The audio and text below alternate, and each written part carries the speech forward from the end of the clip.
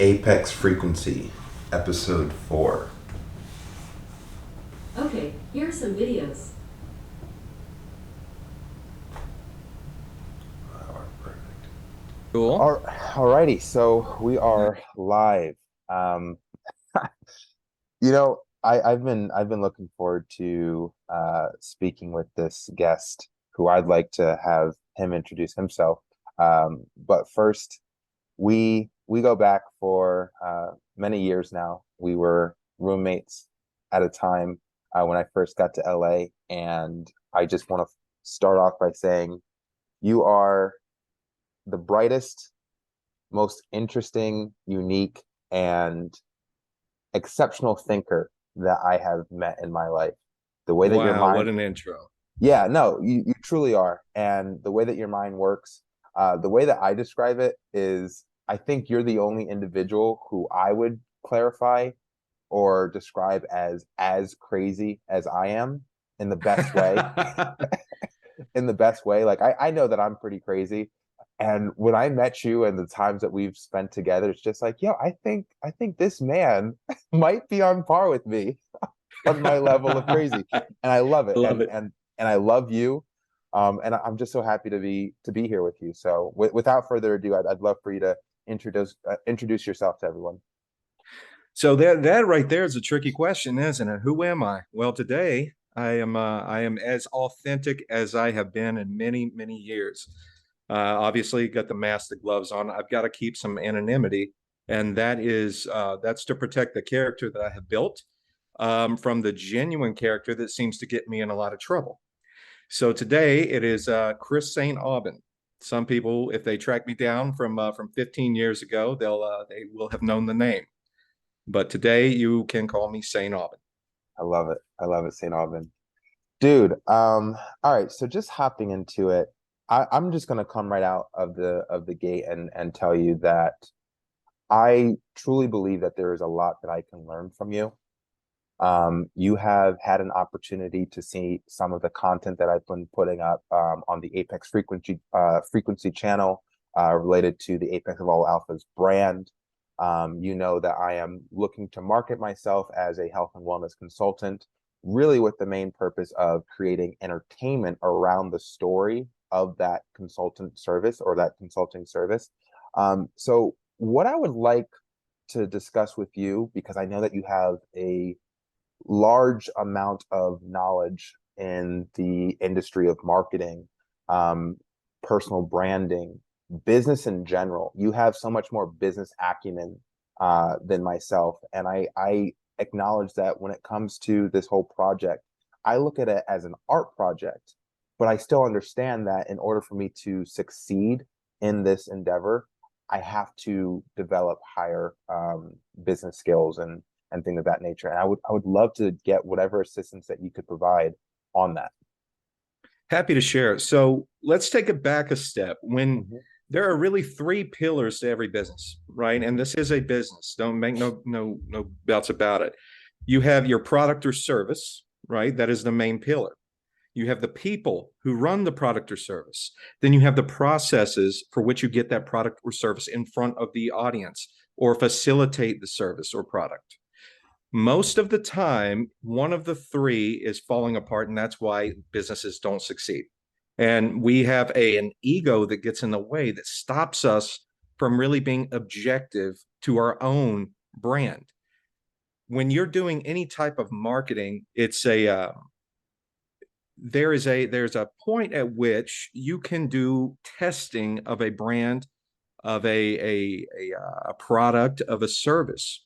We call this split testing, right? You take your brand and your product, you'll put it in front of people in different ways, different audiences, to get in front to make sure that it is resonating with that particular audience. Sometimes it can be as easy as changing the label or going towards a different demographic entirely. Mhm. It's just we have the ability to then take that product or service and test it against itself in different channels and different verticals. Mhm. The problem when it comes to personal branding, and this is a major problem, is we don't get to split test our own brand. Once we decide that we are going to take our brand in front of everyone, at that point, we have solidified and cemented our own brand in people's eyes. See, the problem is in that our digital age, when we get in front of people, we live either in infamy or we become famous or we become not seen. And if you're not seen, if you're not visible, you're invisible. Mm-hmm. Most people will go ahead and project themselves at a time period in their life. And we'll get more into that at the different time periods and where that you progress as a human being. Every 7 years, there's a different transformation. We'll get more into that later. But let's say that you decided at 21 years of age, okay, I want to be a comedian. Mm-hmm. You're a great comedian. You know, Mm-hmm. you're good. Everyone tells you you're good. You have some raunchy material, but hey, that's you, right? You get in front of an audience and you're killing it and everything. But let's say you reach that 26, 27-year age and you say, you know what? I don't want to live this type of life anymore. I don't want to make fun of other people. I would like to do something a little bit more serious with my life. Heck, I think that I could even run an organization or a company. Mm-hmm. At that point, you have already solidified your brand image in people's minds. You That's have to beautiful. go and track down every piece of content across the entire landscape of the web and nuke that in order to start a new brand identity. And this is where we see the problem now, where we have so many people and content creators. Here's a recent example, the Liver King. Mm-hmm. Now, the Liver King, amongst all of his fans, was, you know, he had a brand and it was small, and he solidified himself as a naturalist, as somebody who lived in Right.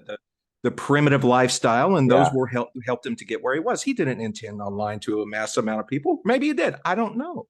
But the bottom line is, once he got locked into that identity, that's it. There's no backtracking from that. Right. So this is one of the things that I have done personally with my own brands, of which I have had so many over the years. Mm-hmm. I have been a doctor, a business consultant, an owner. All of these different brand identities that I have put in place were done with a little layer of anonymity when it came to any type of mass audience. And in doing so, it protected my ability to then either grow that brand, grow that character, if you will, or to nuke it entirely and start over. Yeah. Huh. Interesting. So now I'm thinking of the anonymity also kind of creates a level of enigmatic um, aspects to the brand, and that's always the air of mystery has always been something that's appealing to the masses. It's like, oh, I don't know where this person came from. I have limited knowledge on this individual, and now I'm more intrigued. Exactly. Yeah. Exactly. But it's not simply just putting forward on putting a mask on and Mm-hmm. hiding behind that mask. Mm-hmm. It's in knowing how the funnel of fame trickles backwards, right? If you Mm-hmm. dissect any famous person, there is a point at which one of their videos, one of their actions got them in front of a mass audience. Mm-hmm. And at Mm-hmm. that point, there's no backing up. So it's in knowing at what point that's going to happen, or at least in anticipating the level at which that is going to happen and testing up until that ceiling. Different identities, different brands. Don't get too Mm-hmm. much traction. Get enough. See if you have enough engagement. The minute that you feel comfortable, this is something that I feel comfortable doing. This is Mm-hmm. a character that I feel like I could be successful with. I'm getting enough traction. I'm building a base. At that point, you have a decision to make. And that decision is, do I carry forward with this brand, this character, and become this person full time? In essence, do I succeed with this character, or do I backstep and continue testing brands? That's a big decision. Right. Right. Well, I think the good news on my end is I feel that, and for as long as you've known me, and even prior, I've always known that this is the brand that I want to use for a storytelling platform. Um, Beyond that, I feel like cemented, and in my opinion, I feel like there's like a lot of wiggle room that I can use once this brand is fully cemented.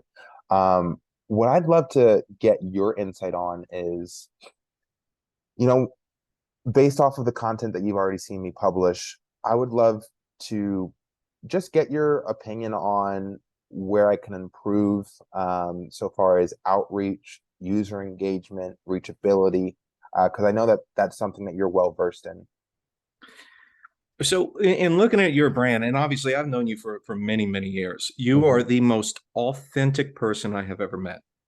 Thank you. And this character that you developed is less of a character than it is in showing the world who you are and in presenting yourself. And again, as authenticity goes, you are that is the most authentic I've ever seen someone try to develop themselves, particularly when they live the lifestyle in which they preach. Hmm. You're not someone who comes on camera, for example, and tells people I'm living the alpha lifestyle, the ultimate apex male, the embodiment of what it means to achieve your higher self. No, no, no. You are doing that. But in life, you are doing that. As long as I've known you, you have offered me insight. You have offered me different ways of thinking that have taken my own self, my own character, and elevated it to another chapter, to another period in my life where one word from you, I won't say a word, but one statement from you has, over the period of time, shifted my mindset. I can think of three or four throughout the time that we've known each other that have completely rerouted my mindset.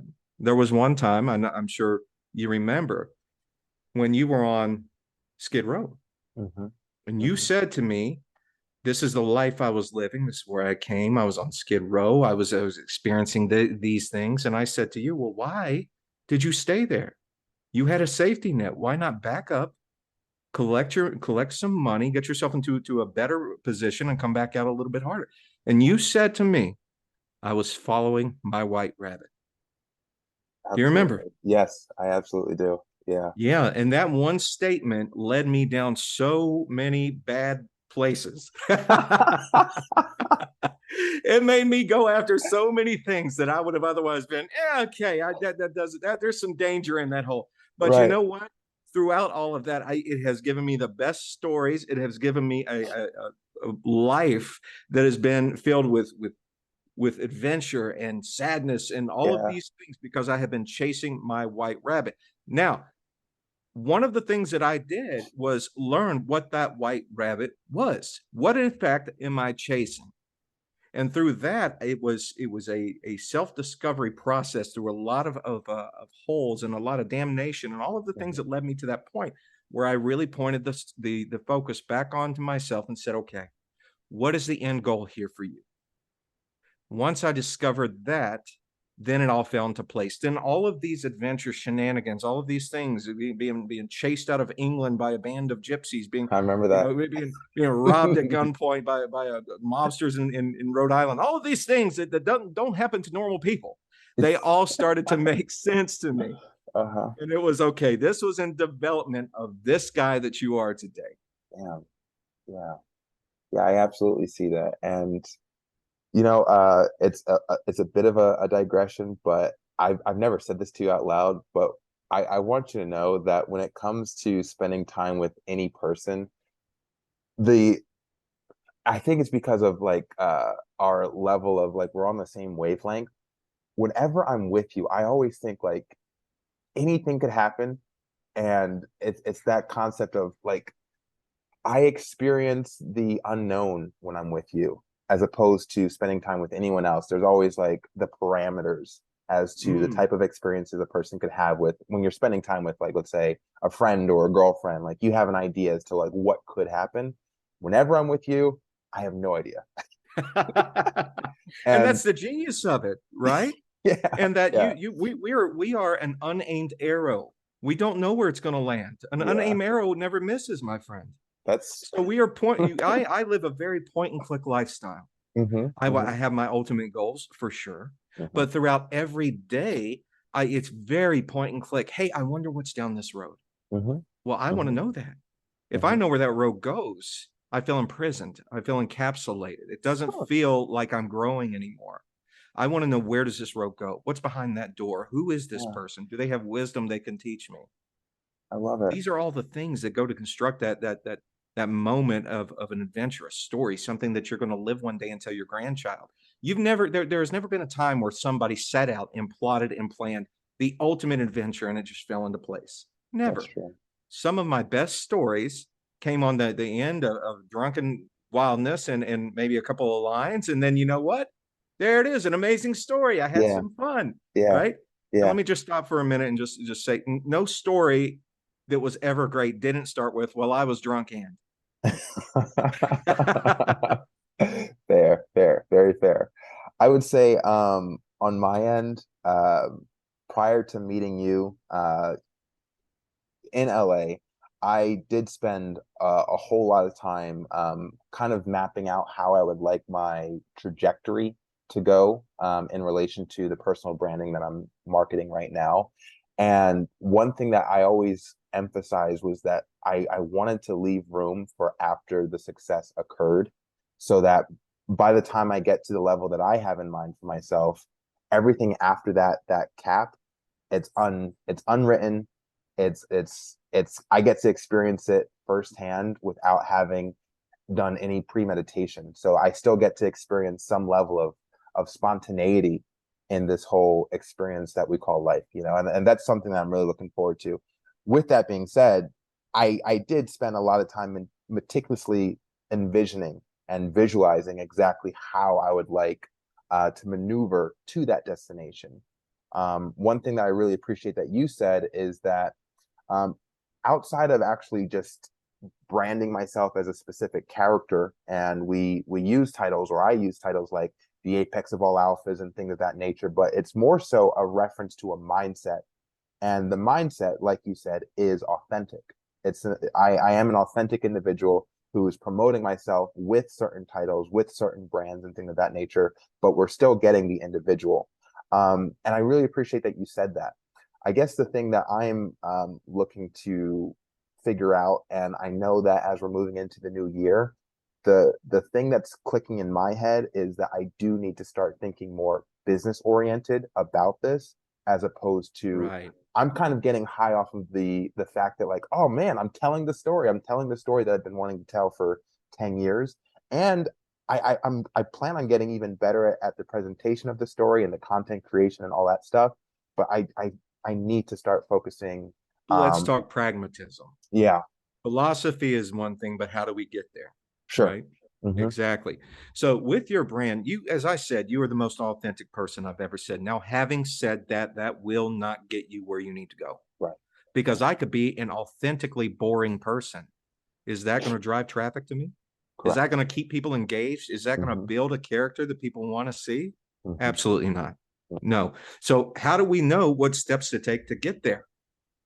Well, you could sit down all day and map out what you think may happen. Right. Well, if I do this, people might respond to this. I know that I get all warm and fuzzy if I do this, but how do other people see that? Hmm. Well, Hmm. we don't have to reinvent the wheel here.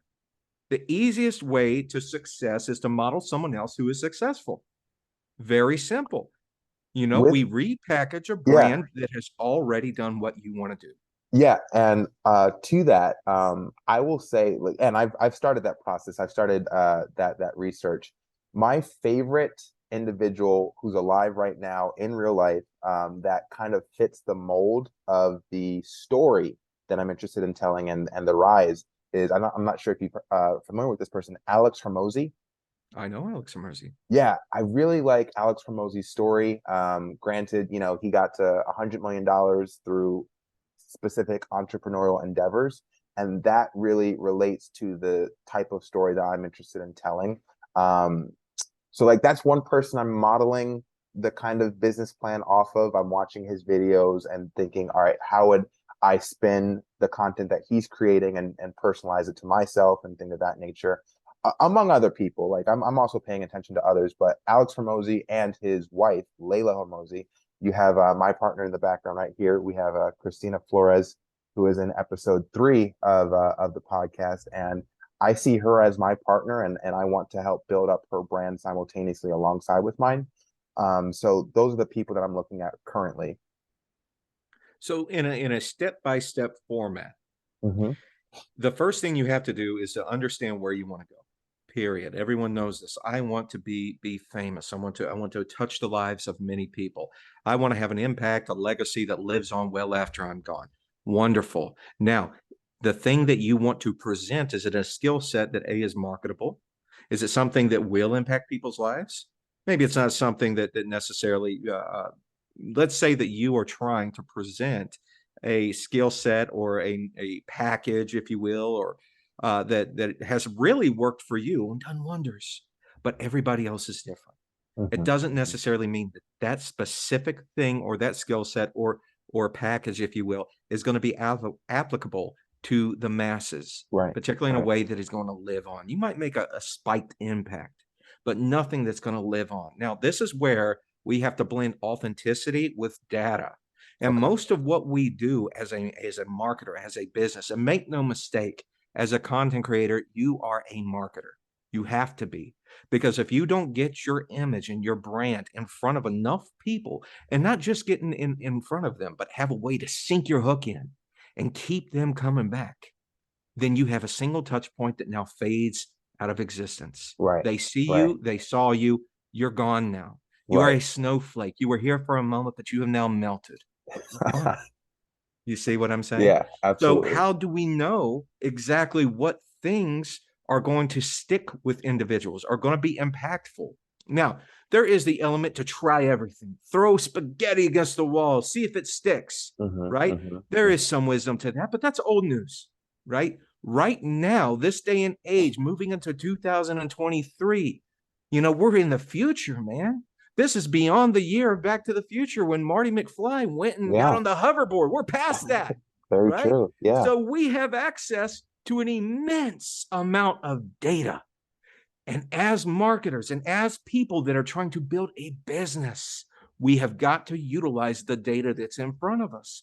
We have to utilize tools and software stacks that aggregate search terms, trending topics. You look at the top YouTubers, the top content creators, dissect it, work your way backwards. You mentioned Alex Hermosi.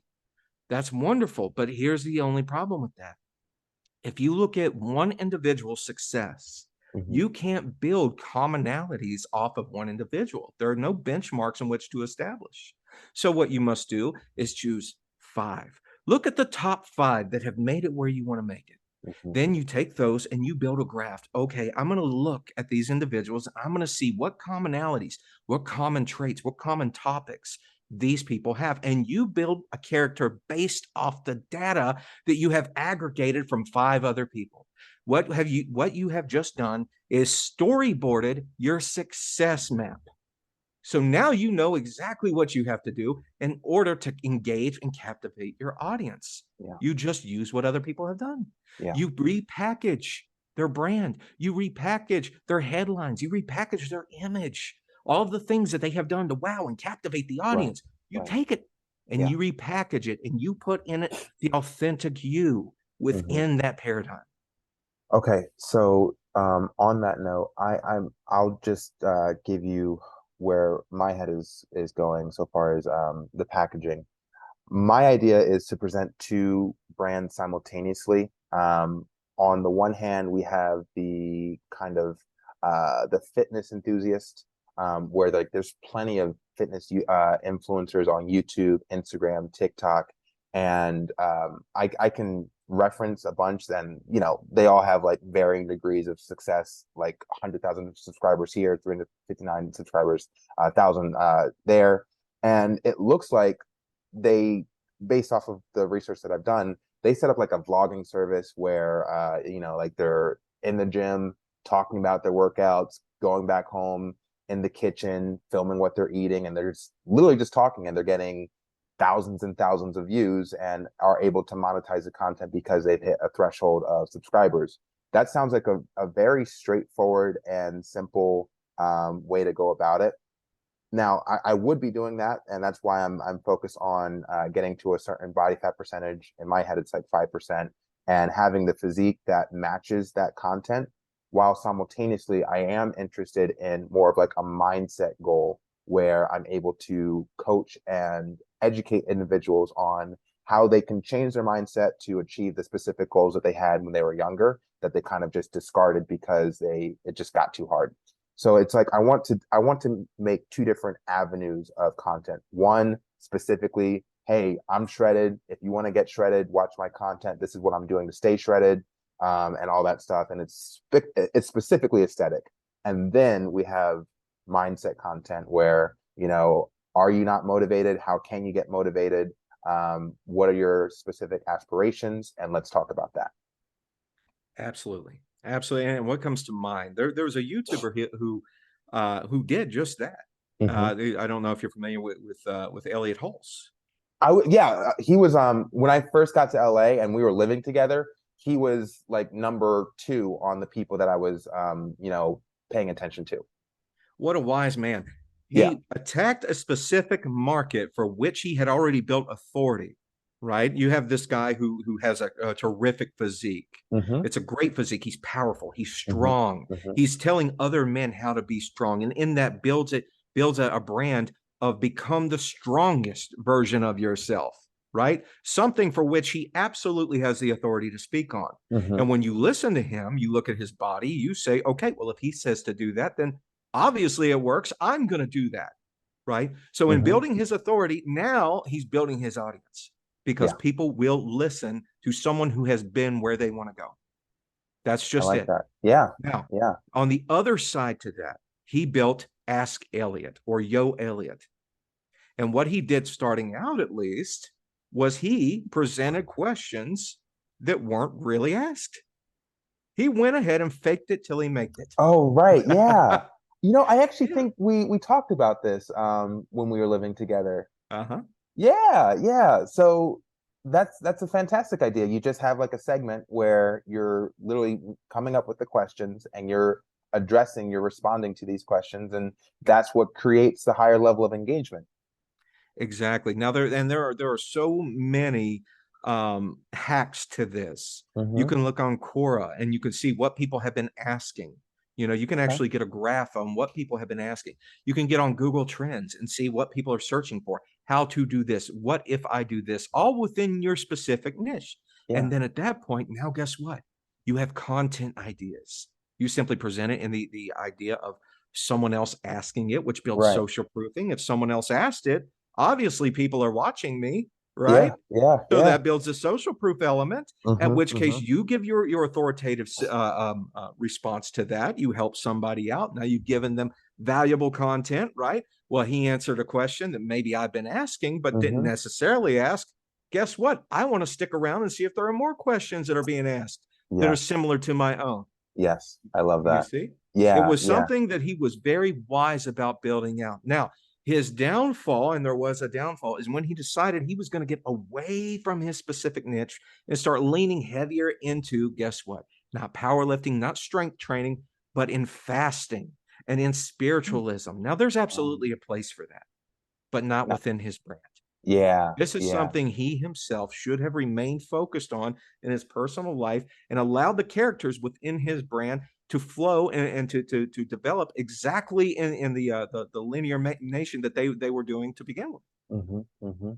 That makes a lot of sense. And you know, it's funny because recently I've been thinking a lot about Elliot Hulse as well. So it's funny that you mentioned him. And I realized that I actually haven't really seen a lot of his content. And it seems like that's the reason why. It's because he's kind of gone in a different direction with what he's kind of promoting or branding himself as. In Well, fact, he he has, went off the deep end. right. I mean, he Yeah. started following the Baha'i faith. I don't know, and goes off the deep end and starts, loving not eating and eating air and all this other crazy Oh, the nonsense, breatharian stuff. completely away from his original brand. Yeah, yeah. Well, you're definitely going to lose people, especially. I mean, the way that I look at it is when it comes to powerlifting and increasing your strength, that's all something that's rather mainstream. You know what I mean? Mhm. Like millions of people can subscribe to that type of content, but the breatharianism and spirituality, that is still something that's quite. It's you're in the minority, so of course you're going to lose a whole swath of a following if you're going to actually go in that direction, which is a shame, Absolutely. you know. Absolutely. Here's another thing you got to ask yourself about your own brand. Mm-hmm. There are millions of people who are wonderfully fit. Mm-hmm. They look the part. They use, they're either, natural or they're using steroids, whatever. It doesn't matter. Mm-hmm. They look the way that somebody wants to get. Right, right. Now, here's where you have to develop a brand that is niche enough within that segment, within that vertical of the highest, the strongest, whatever. Mm-hmm. And segment yourself just different enough that you're attacking an audience that is otherwise alienated from what these guys are doing. I Because it's gotcha. hard to go against someone who has already cemented themselves as an icon within a particular vertical. Right. Yeah. So to respond to that, and feel free to. I'm happy to for opposition or contrary perspectives. Again, my thinking is that I have an idea as to how I can create a superior aesthetic physique that transcends like muscle mass or being able to do a certain thing, but more so like I have this idea of creating the perfect aesthetic body that is perfectly proportional and more so fits like, oh, that's a body that like it's everything is intentional. And that's kind of the promotion that I want to make when it comes to actualizing your physicality, and it's supposed to transcend into your mental and your spiritual as well. But the idea is instead of shooting for like, oh, I want to look like a bodybuilder or I want to look like a power lifter or what have you, it's more so refining your own body to look its ideal self as opposed to just like doing what everyone else is doing. It's like everyone has their own specific ideal body that they could achieve that would look different from everyone else's ideal body. And my idea is by presenting my version of my ideal body, which is again specifically intentional to that purpose, where it's not really set up in a way that I can compete in like a natural bodybuilding competition, but more so it's designed in a way that there is no room for competition. You know, like there's no one to compete against because this is the body that's perfect for me, and that would be the the line that I'm presenting to everyone else. It's like this body's perfect for me, and what do you need to do in order to create the body that's perfect for you? You know? I do. And in fact, one of the most interesting segments that I've seen from you is where you showed yourself at the end of 3 separate diets. Mm. Hmm. That to me was incredibly insightful because I got to see where these 3 lifestyle choices to get to a particular result competed against one another. And I got to make up my own mind of which one I thought looked the best. Right. Right. That was incredibly insightful. One of the Yeah. most captivating pieces of content I've seen from you. Thank you. That's good to know. See, that's the type of feedback that I can definitely utilize. I thought it was interesting too, and I'm glad that you said that because the thing that I'm running into, and like you already gave me a great idea with Elliot Hulse and actually responding to questions, but the thing that I'm running into is engagement. Like take that video for example. I thought that was a valuable piece of content because I was able to break down this is what my body looked like on keto, this is what my body looked like on fasting, and this is what I look like on a caloric deficit. And I clearly discussed those differences. To me, that's valuable because if I were starting out and I'm like trying to consider, exactly how I want to go about achieving my ideal physique, then I could see a video like that and go like, okay, I think I'm going to do a caloric deficit as opposed to fasting or keto. The issue that I'm running into, and it's kind of like what you already said, if if I don't get user engagement, then there's no one to really interact with. Instead, I'm just posting content, allowing for like 10, 20, 30, 40 people to view it, and then that's it. We move on, day's over, and I have to make more content. And it just becomes like a circle of no growth.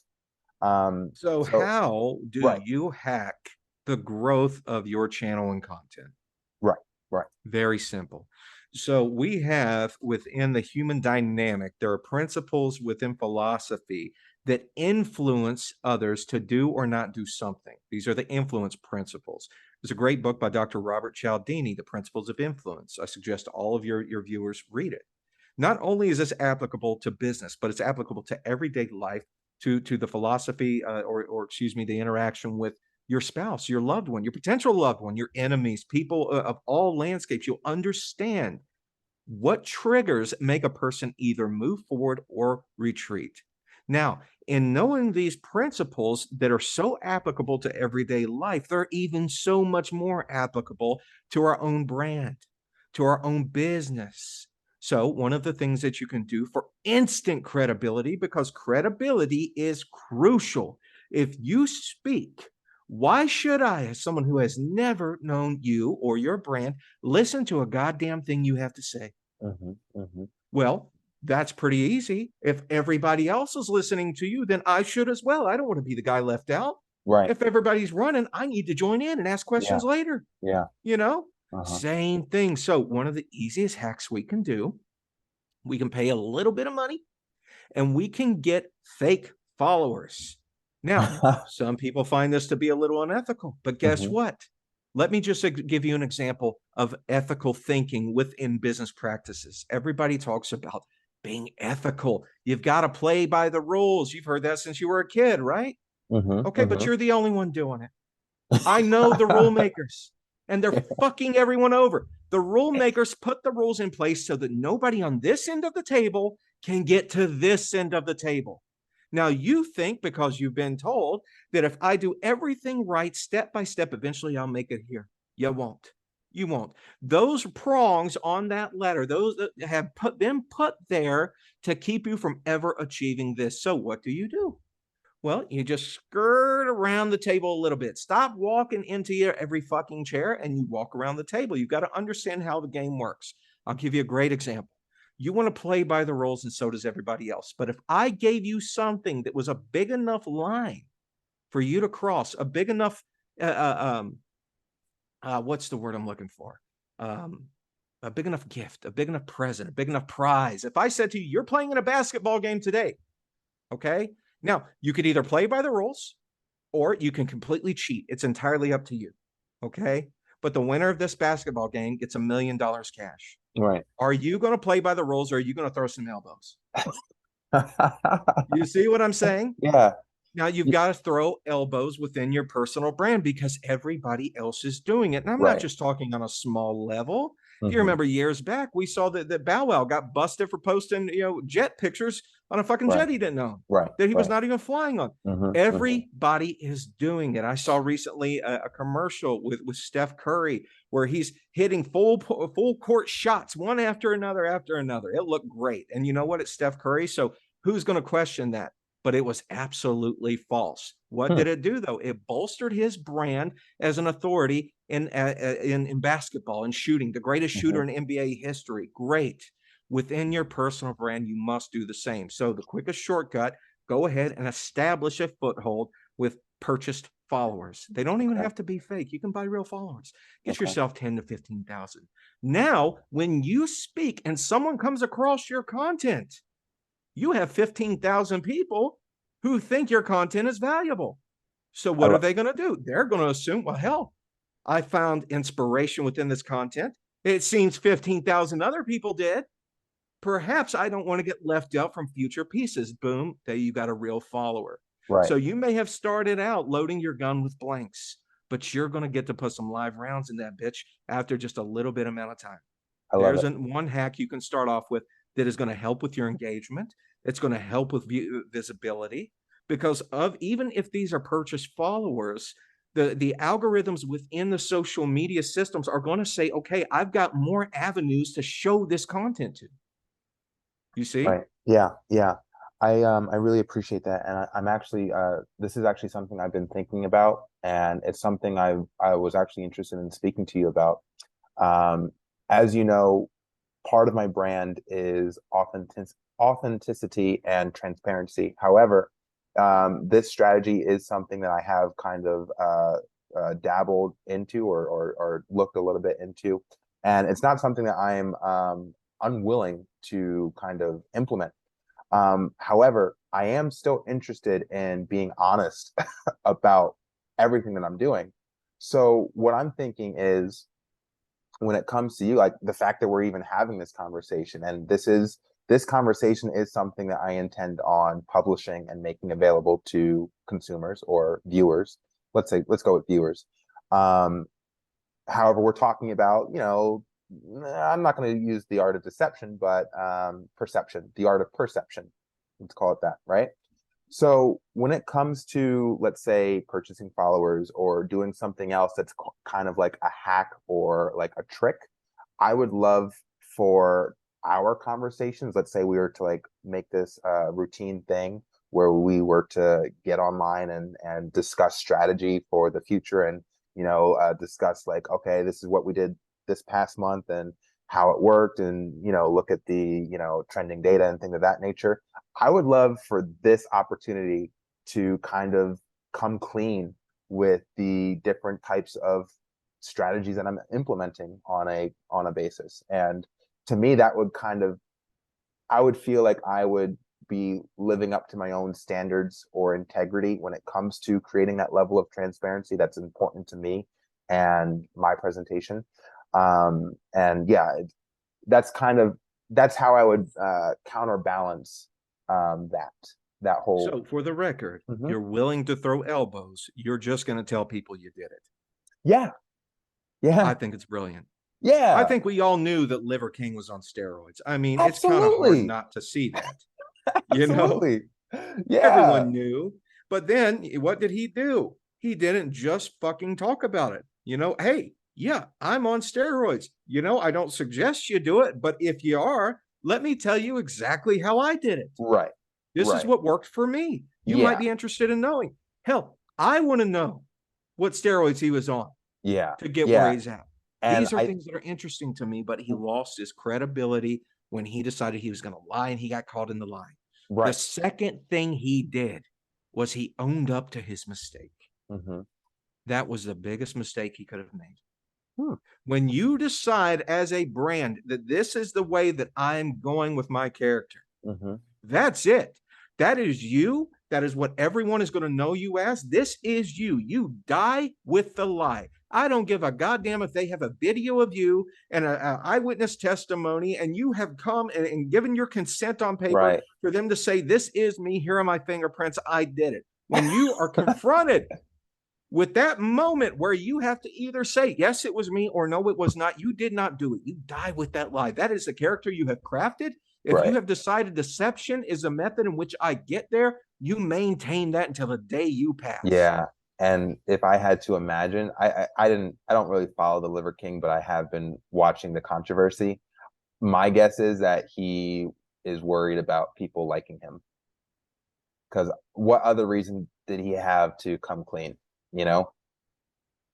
Well, he made a mistake, is what Yeah. happened. He was caught up enough that he couldn't see an avenue to get out. He was short-sighted in his thought process, and he went ahead and said, I fucked up. It was Yeah. me. Yeah. I did this for all the guys who are gonna kill themselves. No, the Yeah. fuck you didn't. You Yeah. didn't. You built a Yeah. brand that got away from you a little bit, and then once you got to that point where you had to either double down on the lie or backtrack, you chose wrong. Right. I That's what agree. happened. Yeah. Yeah. So to that point, I, in the same way, like I'm really interested in creating a level of consistency.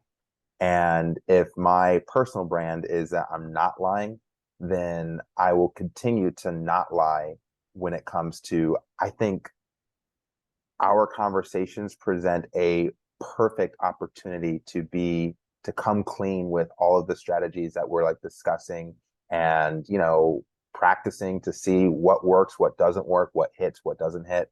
And this would be the platform that we could actually have these honest conversations.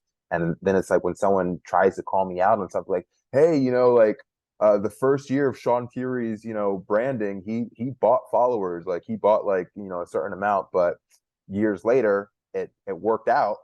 And I actually have. Here's the thing, though. Mhm, Here's the thing that everybody needs to understand, and we definitely need to throw up some air quotes here when we're talking about purchasing followers. mhm, You aren't doing it for other people. You are doing it as a tool, a method to trick the algorithms, to trigger the influence mechanisms that are in people. Deception, though it may be, if you want to get down to it, but you're not doing it for them. You're mhm, doing it to establish attraction. Let's say now you have 30,000, 15 are real. Delete the 15 to begin with. If the traction therein continues, guess what? It's authentic at that point. If you make the choice to early on say, okay, this is the method I am using to establish traction, then by all means, who can say anything? My right, grandfather My grandfather, very, very great man, and he was a very, very gifted businessman, gave me a lot of advice early on. He used to tell me, if you always tell the truth, there's nothing they can do with it, even if it's bad. There's Yeah. nothing they can do with it. Now, to that point, what is my truth? Well, my personal truth is I want to get to this destination over here. And if I know that the ladder that is in place there will not get me there, it's going to continue shifting, the goalpost will continue moving, then I'm going to utilize the tools that are at my disposal to get there. Now, you're talking to someone, as you know, but your listeners don't. I've been on stage in front of thousands of people. I have walked myself into businesses I had absolutely no business being at the head of. I have started companies that netted millions of dollars in year one for things that I had zero experience in. But my experience was in people, and my experience was in understanding how to build a character. My characters have gotten to a point where I have been able to utilize them to build a successful life. Now, have there been failures along the way? Absolutely, there have, but that's been part of the journey. And masked within that was the anonymity. It shielded me from being captured in that failure. The anonymity allowed me to then pivot and start again. To this day, I walk myself into situations, albeit these situations have been plotted and planned out. Some of these plans take years to manifest. This month, I was featured, or should I say, I was featured in a luxury publication as one of the marketing's greatest minds. But Yes, guess what? yeah. I didn't just get featured there because I called a couple of people. I am side by side with people like Beyonce, side by side features with Rolls Royce. And guess what? Here I am. Here I am. Now that didn't happen overnight. That was the elaborate plan that got me there. But that moment is going to give me enough traction within that character that I have decided to double down on to then elevate me to the pinnacle of that particular vertical. Yeah. So this isn't checkers. This is by far chess. This is a chess move. And you have to understand, this is not going to happen overnight. It won't happen for you overnight. It didn't happen for other people. Mr. Beast posted content every single day for 7 years. And then there it goes. You don't know at which moment, at which step you're going to turn the corner of success, but you keep fucking walking. Yeah. Keep walking with the shield of understanding how other people are going to view you at a particular level. So provided that you operate within those tenets, you're eventually going to get to where you want to get, but you have to understand the game you're playing. The game is not as simply, if I put up enough good content, people are going to follow me. No, the game isn't simply, if I get enough followers, eventually I'll get a zero behind that number. No, there is data that backs every decision that you're going to make moving forward, that all of your listeners who may aspire to have their own infamy or fame, there are decisions that you are going to make early on that are going to carry to the end. So what you must do is work backwards. You establish the end goal. You look at 5 examples, and then you build your commonalities. Those commonalities, which there could be 10, 20, doesn't matter, but that is the character map that you use to get to that point. Yeah. And then all of the other hacks that we can discuss moving forward along each step of that staircase to that point. Those are going to be implemented. Now, most people are just going to continue walking up the stairs. No, there's elevators, trust me. And I can tell you exactly what they are. But moving forward, with your brand in particular, we are going to establish that A, you're going to be truthful, correct? That you are going to be your most authentic self. That if you do decide to throw elbows, that people are going to know it. And that your listeners know, hey, I'm not going to sugarcoat shit. You're going to get an authentic way to get to the top, whatever top that may be. Yeah. Yeah. Now these philosophies and strategies may not work for you. I'm not saying it will. Maybe you're an ugly person inside and out. People just aren't going to respond to that. Yeah. Okay. Yeah. You have a face for radio. Great. You're not going to be a model, but you know what? You might be a radio host. So let's double down on things that will get you where you want to go. Right. Yeah. Okay. I love it.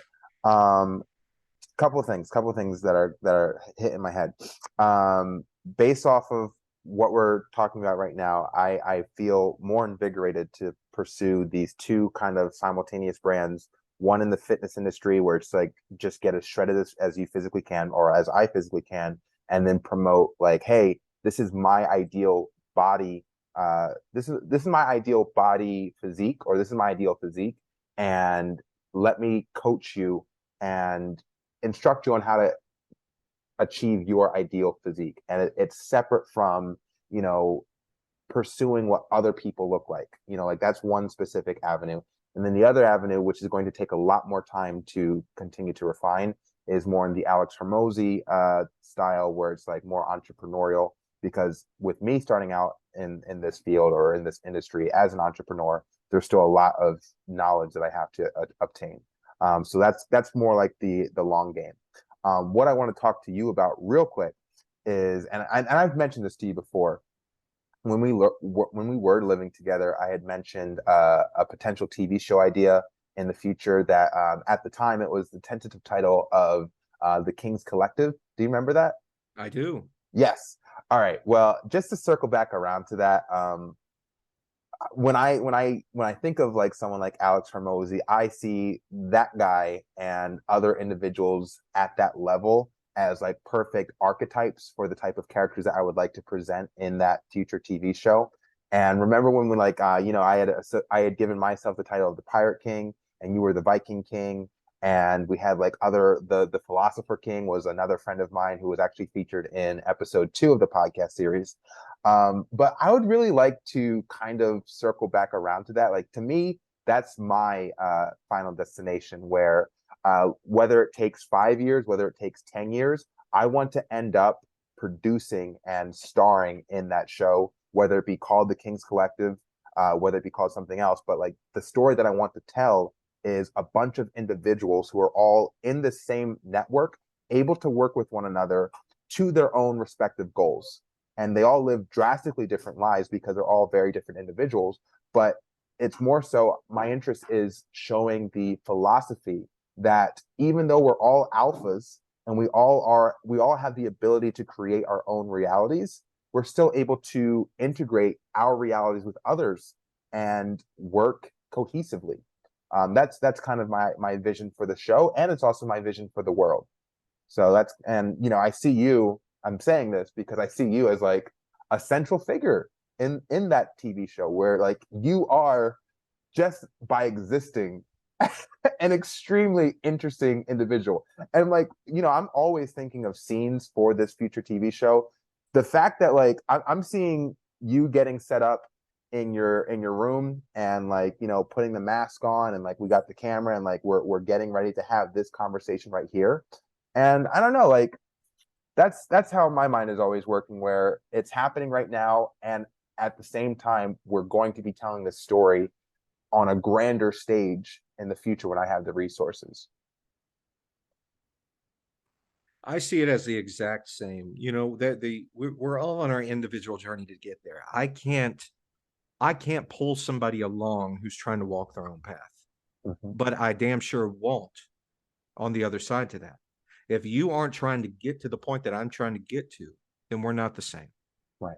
And therefore it's not going to happen. Now, I have been blessed and lucky enough to have encountered you at a point in my life where you and I could be open and honest about our goals and our mindset and the paths that we want to take. Mm-hmm. And this is extremely this moment is not just beneficial for me, but a very, very valuable moment for me, and that I can be open and honest. You got to imagine, I have lived a life over the last 10, 15 years where I have been constantly masked within my character. And only a few people, yourself included, have got to know the genuine person that is me.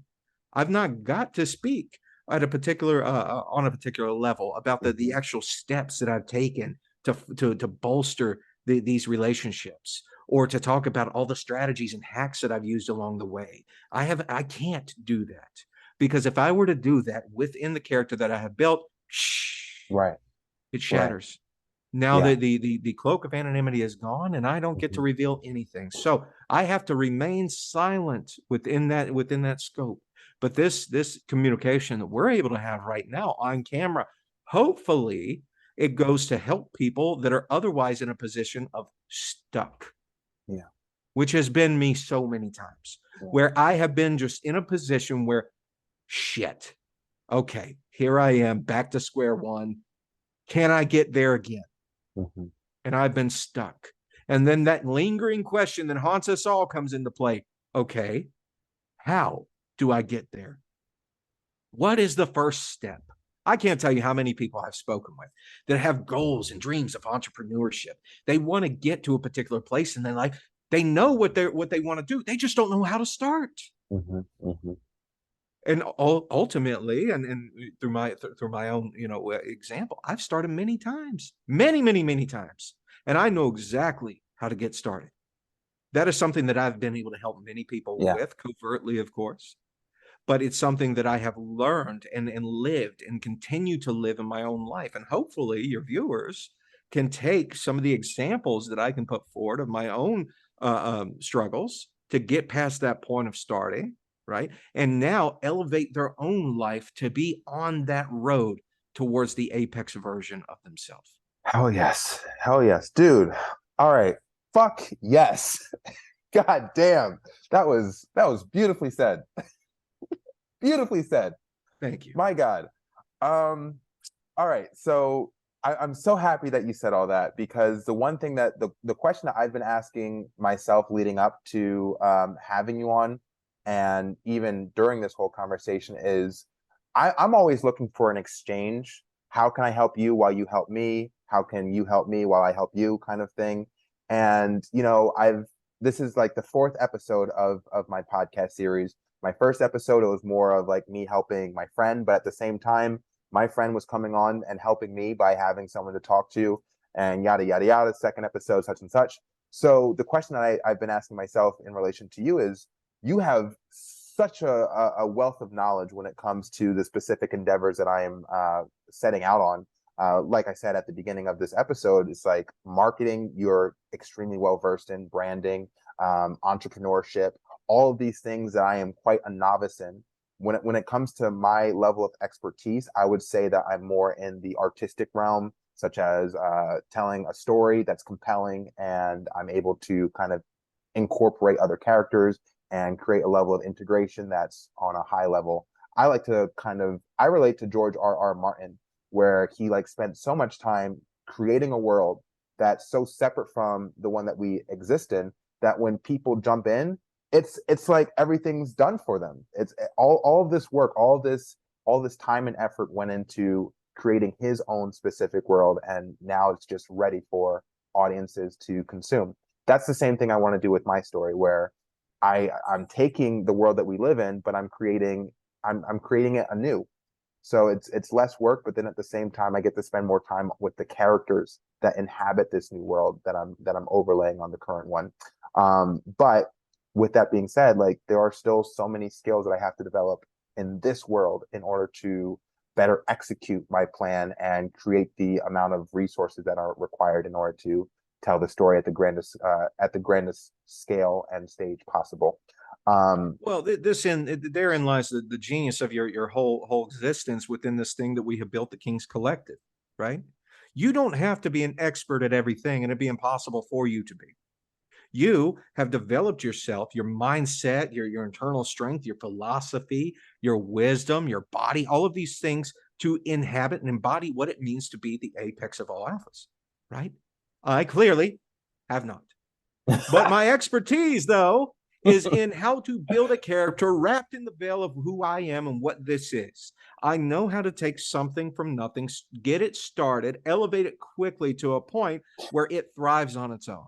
And we're talking about character creation here. So you Absolutely. have the absolute advantage in that you don't necessarily have to learn all of this, because you have me. Because I can give you the tips and the tricks and the tools to help get off the ground quickly. Whether or not you implement them, Right. that is completely up to you, Mhm. right? And there are some straightforward philosophies and ideas and tactics, and then there are some areas of gray, and then there's some flat out, yeah, hey, this is what's happening behind the scenes, Right. right? And But I would. along the way, I'm going to be showing you all of this. And if you have a question, of course, I will coach you. I Mhm. would like to do that openly and honestly in this type of format, so Yes. that these questions that you personally have may resonate with your audience, your Yes. viewers, and that they can Yes. take and utilize as well. And Yeah. I promise you this, Shaun Fury, and to all those listening and watching, there will be a day where you and I will be engaged on one of these podcasts, and I will reach and remove the mask. I love it. I love it. I love it, man. That's amazing. I think we are on the same page. And you know, if there's anything, the one question I'm having is as we continue to work together, and I'm so excited to continue on. I think that when it comes to these routine discussions, the amount of value that you would be able to provide to not only myself, but to anyone else who's listening or watching is extremely, yeah, it's without. Um, but my question is like, are you getting enough value? And that's something that I'm always thinking about, because I want to make sure that I'm able to provide value to you as well. This is the discussions that you and I have and have had over the years, just general discussions that have no meaning of catapulting one party or the other. Mm-hmm. Just you and I being us have provided me so much value throughout the years that I have been able to redirect my mindset when things have gotten tough, or when things were great, I've been able to make them better. But I get enough value out of our exchanges, our genuine exchanges, that I don't need to seek any type of payment. Okay. This is by far a much necessary format for me to talk to you and your audience and be completely genuine without being completely genuine, I got it. if you will. Yeah. Yeah. Okay. Now, to that point, let me ask you this, Shaun Fury. If you could have any superpower, what would it be? I've actually thought about that a lot, and the superpower that I dream of is magnetism. Ooh, magnetism. That's Yeah. good. It, even more so, I think I have this obsession with the ability to attract, and not just individuals, but everything. It's like the laws of attraction, the ability to manifest. To me, I think I have. I mean, everyone has this latent ability to manifest their own reality and manifest the things that they want to have happen in it. But my obsession, and again, it goes back into the story that I'm interested in telling, is I want to create kind of a supernatural theme that can be applied to real life. And if I can execute it properly, then it's no longer a question of how powerful is the law of attraction. We can just point to my story and say, that's how powerful the law of attraction is. And we already have individuals who have exhibited this level, where you have like Conor McGregor, and he's like, when he was on his rise and he was like Mystic Mac, he was literally telling people how he was going to knock people out. And then he would get into the ring or the octagon and do exactly what he said a couple of nights before. And to me, like that's the truth. That's the truth, and that's the story. So instead of, like stepping into the octagon and knocking people out, I want to fucking say, no, I'm going to be a billionaire. I am going to fucking reach the pinnacle of success that any individual on this planet is capable of achieving. And I'm doing this all through the power of laws of attraction, manifestation, the ability to magnify the specific goals that you have in mind for yourself. Now, within the laws of attraction, you, and I'm sure your viewers would like to know, the laws of attraction don't simply mean that you view it, want it, demand it from the universe, and that it comes free willingly. You have to be there kicking in fucking door after door to allow the opportunity to present itself and to come to you. Yes. You have to give yourself the magnetism to pull in those events within your life. Yes. You have to embody the person that you are trying to call the universe to help move. Yes. And it's taken many years to actually fall into that individual. And again, I love this. I fucking love this. Because these conversations will give me an opportunity to be even more transparent than I am in other content that I'll be publishing, because we're actually getting into like the behind the scenes as to like what's happening here and the strategies that we'll be implementing moving forward. But on that note, I would say that even in this first year, and like 2023 is going to be like the real first year of like actually pursuing the cementing of this brand. I still even feel myself actually acclimating to this person that I've been thinking about and visualizing for the past literally 10 years.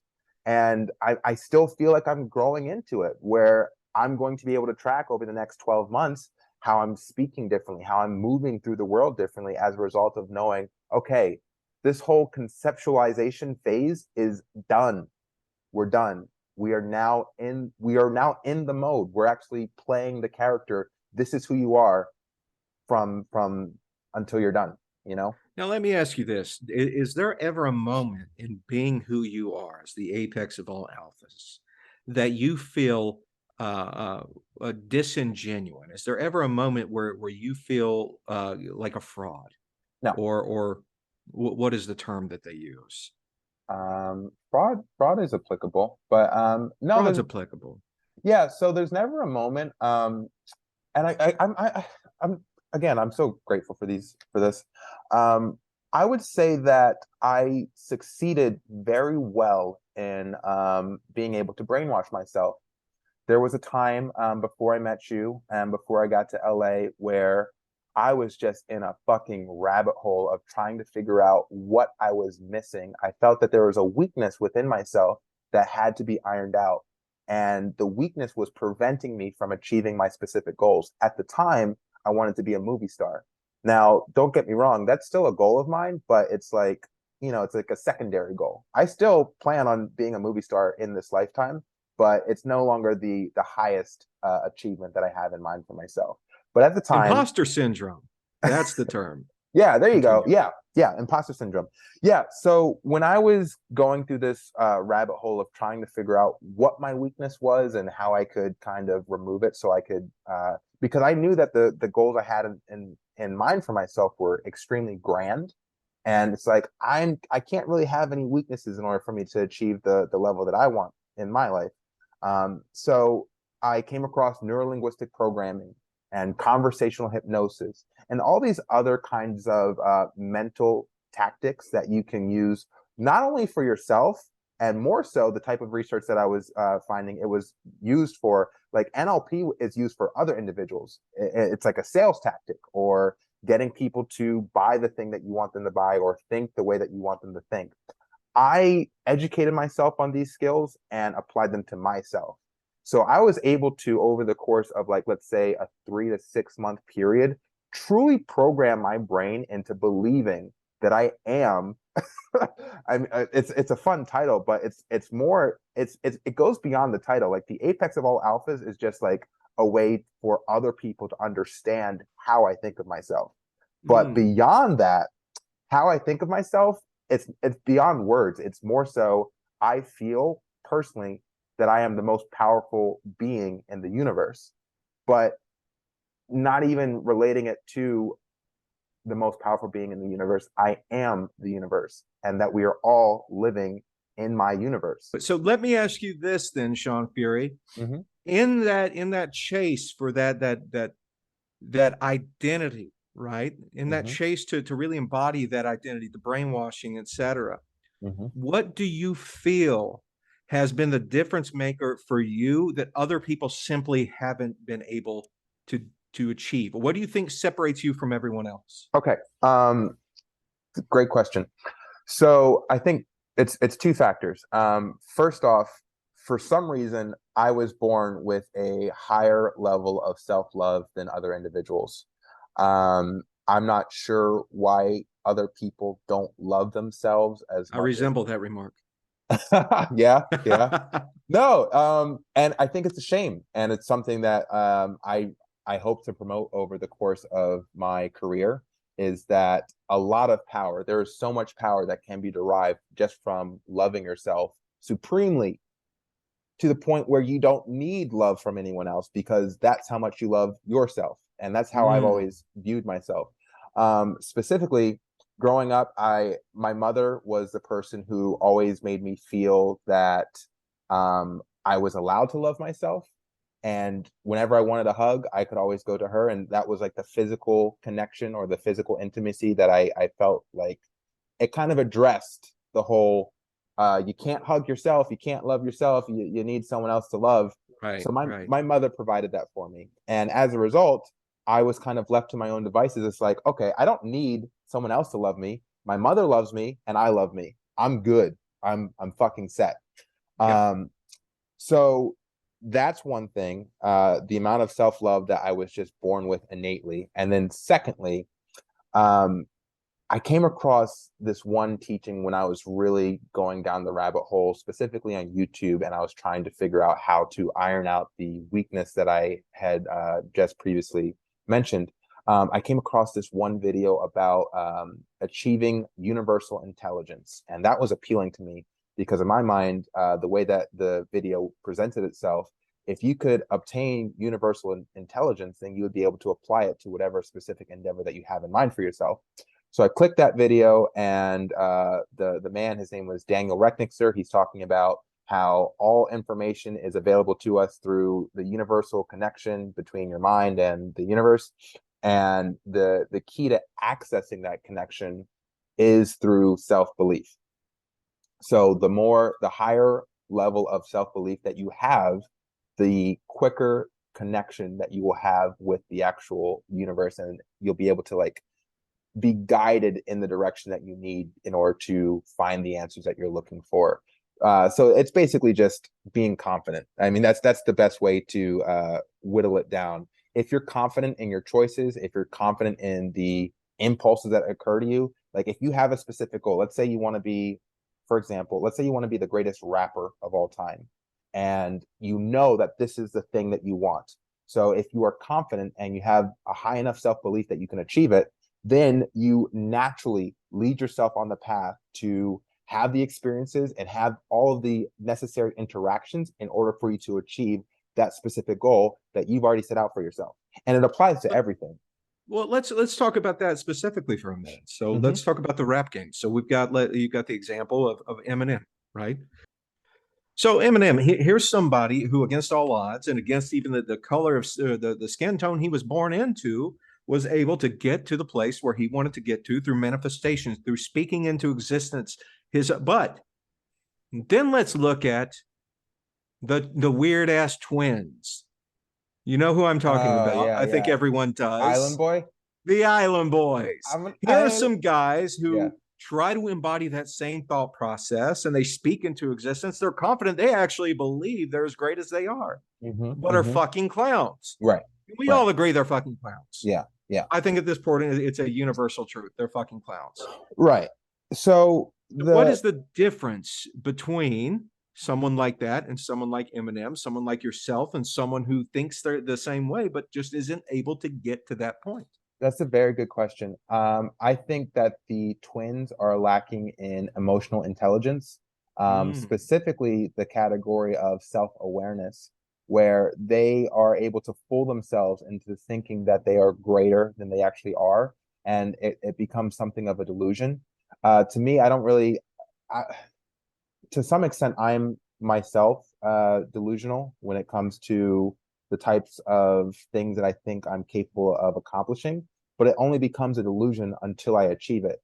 So I can say I'm going to be a billionaire, and I'm delusional until I become a billionaire. And then after I become a billionaire, I'm no longer delusional.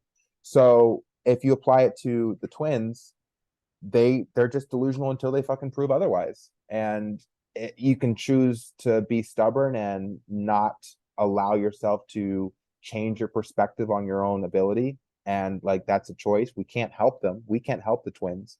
If they want to call themselves great and we tell them, hey, listen, if you actually want to be great, you have to look at the greats, see what they're doing, and relate it back to yourself. If they're unwilling to do that, then they're a lost cause, and I can't help them. What I am interested in doing is helping individuals who are interested in increasing their level of self-awareness, being able to look at themselves objectively and apply specific strategies in order to grow in the direction that they have, decided for themselves.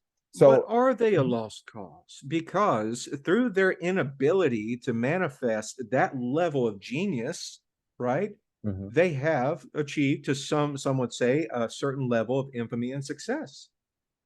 Yeah, Now, sure. is this because they chased that dream, or is this because enough of us have made fun of them in that endeavor?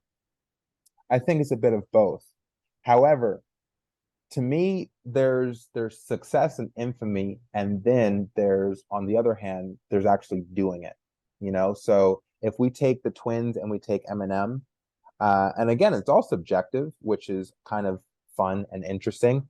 But if you were to subjectively look at the quality of Eminem's lyrics in comparison to the twins, if they were both to declare themselves as the greatest rappers of all time, which one are the masses? Which one is the individual actually going to? Who can you point to as the actual person I who's guess it would depend on what your KPIs of measurement are, right? right? Because I can tell you, I know, you know, one hundredth of Eminem lyrics, but I can quote you 100% of the Island Boys lyrics. I Very know true. everything about them. So Very true. it really does depend, doesn't it? Yeah. But Yeah. here I think is where we have to define that measure. What does it mean to be successful, right? Because that is what we're stacking their identities and their character up against. What is that measure of success? Is it Right. having enough money and enough people know who you are? Does that mean you're successful? Or Mhm. does it mean that in 50 years you'll be remembered when you're gone out of the spotlight? I think that we can all agree that somewhere in that mix, there is that moment where the two become one, where you have enough eyeballs on you, enough money, because money follows the success of an implemented plan, right? Mhm. So you Mhm. have enough eyeballs, you have enough money, but that infamy carries on long after you have stopped doing the action which got you there. Mhm. Mhm. I agree. I agree 100%. And I've always been interested in the long haul where, um, to me, my level of success translates to existing beyond my death. In the same way that the person that I relate to, um, Bruce Lee, the fact Mm, that he was able to leave such a mark that after his passing, he's immortal. He gets to exist for as long as exactly. humanity is around, Bruce Lee is around. Right. And that's the type of impact that I'm interested in leaving by the time I'm done. Now, there was a great man, I believe it was Ben Franklin, who said, in order to be remembered, you have to do one of two things. You either write something worth reading or you do something worth writing about. Yeah, Which have yeah, you chosen? both. Both. Yeah. Good man. Good man. See, very early on, I read that quote and it defined the course of my life. I said, I'm not that great a writer, but God damn it, I'm going to do enough things Yeah, so that eventually one of them is going to go in a book. yeah, and that's why we're teaming up. Yeah, That's that's exactly why exactly. we're teaming Yes, yes, up. yes. And the cool thing is, Ben Franklin wasn't around at the when movies were being made or like television shows were being made. So, now we get Absolutely. The to format of writing has absolutely changed. yeah, and it gets to be so much fucking cooler. It's so much cooler. Yeah. I hate all those guys who are like, did you see the book? Did you read the book? It's Hmm. so much better. It's Right. so much better it's better than explosions and Right. nudity. It's better than watching someone die. I got to imagine this shit in my brain. Get the fuck out of here. Figure it out. Exactly. I'm actually starting to see the quality of books really is probably more valuable in nonfiction and fiction. We have the visual medium, and that's what everyone's interested in. Don't get me wrong, I like both. I plan on writing a speculative fiction style on my specific story, but it's going to be presented as speculative fiction, even though basically everything that's told in it is true. It's more about the presentation, but that's just one. That's one format. I plan on attacking television. I plan on attacking film, YouTube, as many things that I can get my hands into so far as telling the story. That's what I'm going to be doing. And that's such a great thing to put out there, is that you have all of these different avenues that you are going to try to become visible within. Hmm. And that's something that yourself in building this brand and other brands that are listening, other people who are building their characters, need to understand that if you are not visible, you're invisible as far as the world's concerned. Yeah. You are not here nor there. We have one thing that we can do to separate us from the rest of the pack, and that is excitement. The exciting brand is always going to win. 100%. Here's a great example for yourself and for your viewers. If you are planning a wedding, you want to get a wedding planner. Well, the first thing you're going to probably do, I know I do, I'm going to go to Google. I'm going to type in wedding planner near me, right? Then I'm going to look at the reviews, of course. We're going to make sure that we're not getting someone shitty, but then I'm going to look at their images. And if I have wedding planner A, who's got 3 or 4 images and it seems pretty cool, whatever, and then I go and I look at wedding planner B. And wedding planner B has all of this lighting and videos, and they look awesome. And I can see the DJ spinning and people laughing and having a good time. I'm going to choose that one 100% of the time. 100% of the time. Because the exciting brand always wins. Yeah. Always. That's extremely it doesn't helpful. matter the level of knowledge that you have. It doesn't matter the plan. It matters if you can become a multi-pronged machine, a hand, if you will, a hand of excitement touching all of these different verticals, film, television, books, all of these things, but doing it in a manner that grips and captivates your audience. This is what is going to make you a successful brand and a successful person. Oh yeah. I love it. That's extremely insightful. And you would think that it's almost like what's the word? Obvious. But well, it's the elusive obvious. Yeah. It's the elusive obvious. Said. Because these things are things that people should know, and when you hear, you think is inherent, but it isn't. Yeah. It takes someone speaking it to you're like, oh yeah, that is true. Absolutely. But now that you have that at the forefront of your brain, your actions are going to follow that law. Absolutely. Dude, oh my God. This has exceeded my expectations. I'm so happy, man. These are the conversations that make the world go around, right? Elevating oneself, elevating those who are involved, making memories in the moment that we can always track back to and say, hey, do you remember when you said this? Yeah. No, I honestly see this as like the world's coolest documentary that's going to span I see this as like a 10-year, maybe even a 20-year project to like actually see from start to finish. And like just every single piece of conversation, every single interaction all gets kind of funneled into this huge documentary of it's a success story. It's a success story. Did you know, back to Conor McGregor, you do know, so Conor, before he ever achieved any type of success, he was a amateur circuit fighter, but he documented his entire journey from the very onset. That is something that is invaluable now. I encourage your listeners to go and watch that documentary on Conor McGregor, the one that he produced himself way back before he ever even got his UFC contract. You can see a moment where he's sifting through the bills of final notices in his apartment. Then you can see the moment he achieved infamy and fame after rocking Jose Aldo with that clean left hand. I think the whole world fell to its knees and was like, what the fuck? This guy exists? This guy's for real? Up to that point, he's an entertaining character. We all loved it. We wanted to watch him, but I think we wanted to watch him fail. We wanted to see him fall. There was a loudmouth son of a bitch who's up there doing all these things. He can't succeed. He's going against this titan, Jose Aldo. This champion for 10 years running, a feared monster in front of him, angry.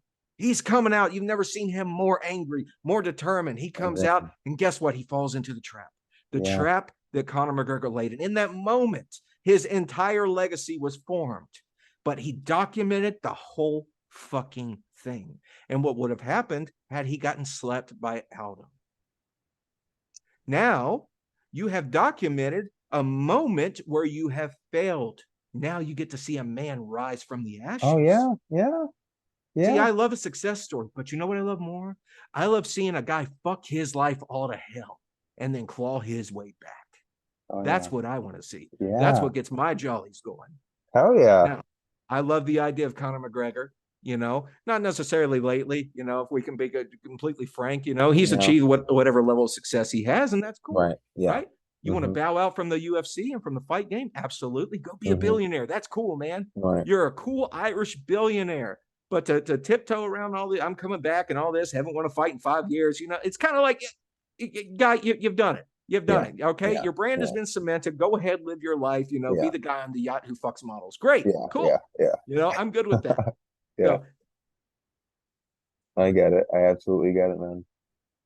and don't get me wrong, I would drink a beer with Conor McGregor. Of course, right. Yeah. Absolutely, I'd drink a beer with Conor McGregor.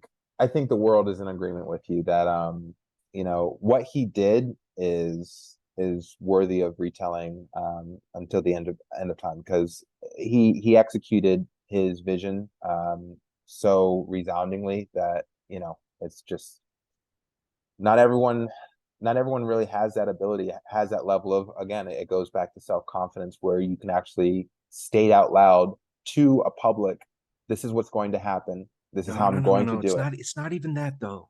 Muhammad Ali said, I said I was the greatest before I ever even thought it myself. Damn. See, there you go. Your confidence, it doesn't always have to be there, but your words are always there. And if you always are consistent in the way that you speak and the way that you say you feel, that even on those days where you don't feel like the greatest, you still are willing to step up and embody what it means to be the greatest. That's what Muhammad Ali did. That's why we remember him. How many days do you think he woke up, got out of bed, and felt like shit, didn't feel confident, didn't feel like the greatest, didn't want to go, oh, and all that shit? I'm sure it was way more than you would ever know. Yeah. But we'll never know, because every single day, in spite of how he felt, he lived up to the statement he had made, I am the greatest. And his actions followed being the greatest, no matter how he felt. And now this is a very important aspect to your own rise and to mine as well. And that this is a truth that you can take for yourself. I'm sure you already know. Many of your listeners are going to realize too. Emotions are there to fuck you up. That's what they're there for. Yeah. They are there to fuck you up. There will never be an emotion that is consistently helping you to catapult yourself. Fear is always going to be present. It's there to fuck you up. Emotional highs are fleeting. It's there to fuck you up. Sadness will pull you from your plan. It's there to fuck you up. You have to treat emotion like a pebble in your shoe. It's there, but keep fucking walking. Don't rely on that moment of, I feel good about this accomplishment, because it's going to be fleeting. It's going to leave. Don't stay wallowing in that pain. You fucked up. You failed, whatever.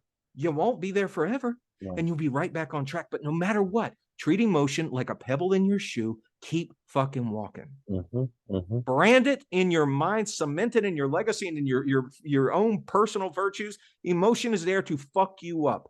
Once you realize that, then all of these other things that are way outside of your comfort zone, you'll be willing to do, because you have embraced the fact that you have become comfortable being uncomfortable.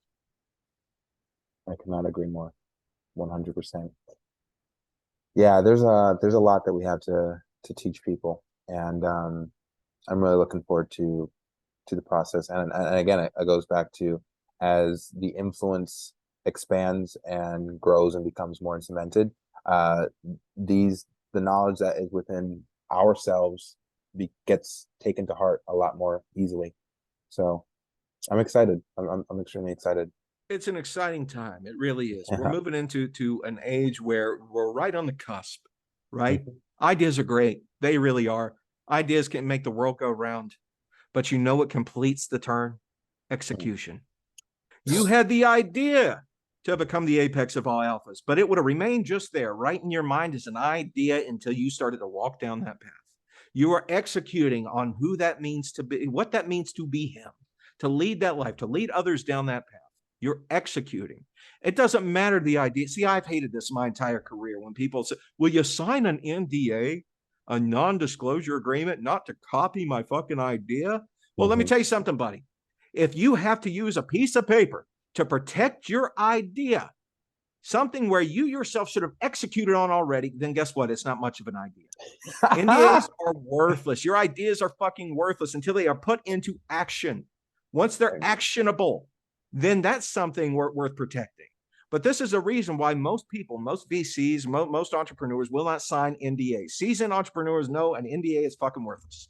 Because if you need that paper to protect you, and you don't have much of an asset to walk forward with, whether it's in your own personal ability to execute or the idea itself. If it's so simply taken, then you don't need an NDA, because it's going to get taken one way or another.